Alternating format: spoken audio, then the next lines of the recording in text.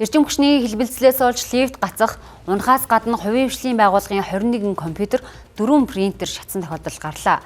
Үүний улмаас тухайн байгууллагад 100 гаруй сая төгрөгийн хохирол учирсан байна. Гэвч 24 цагийн дотор Улаанбаатар цахилгаан түгээх сүлжээ компанид өргөдөл гаргаагүй байна. Иймээс байгууллага нөхөн төлбөр авах боломжгүй болжээ.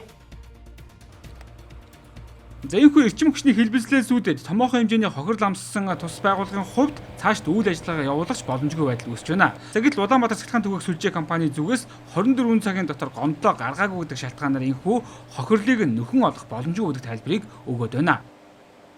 Ард иргэд одоо бизнес эрхлэгчнэрт одоо өчнөө 100 сая хэдэн тэрбумын одоо хохирол очиж байна шүү дээ. Тэгээ би энэ дээр нэг гайхаад байгаа нь мэдээч одоо энэ улсын одоо энэ удааны цахилгаан станцын асуудлыг шийдэж байгаа нь яг зөв.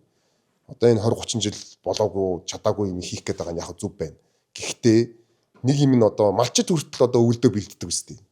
Яг малчид хүртэл бэлдэж байгаа шүү дээ тий. Одоо бизнес эрхэлж байгаа хүн болон бэлдэж байгаа.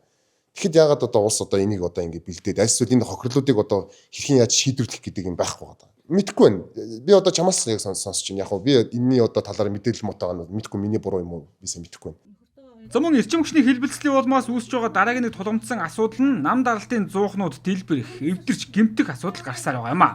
За үүнээс болоод иргэд эрчим хүч тасарсан үед галаа манаж нойргүй хонж байна гэдгээ хэлж байлаа.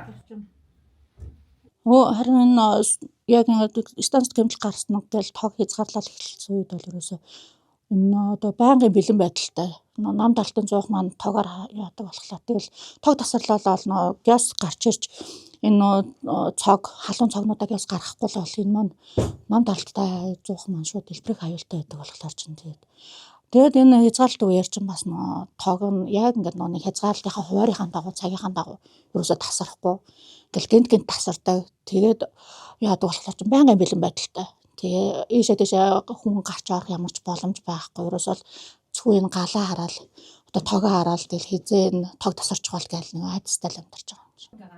За иргэд цахилгаан хэрэглэхдээ Улаанбаатар цахилгаан түгээх сүлжээ төрийн өмч тусад компанитай гэрээ хийдэг. За гэрээгээр иргэд мөнгө төлөх Улаанбаатар цахилгаан түгээх сүлжээ төрийн өмч компаниас эрчим хүч авахар зааж өгсөн байна. За гэтэл Улаанбаатар цахилгаан түгээх сүлжээ компанитай байгуулсан гэрээнд 24 цагийн дотор өргөдлөө бичих ёстой гэдэг шаардлага тусаад байна. За энэхүү заалтыг мэдэхгүйгээс үүдэн иргэн аж ахуй нэгжүүд эд хөрөнгөөрөө хохирох байдал гарсаар байна.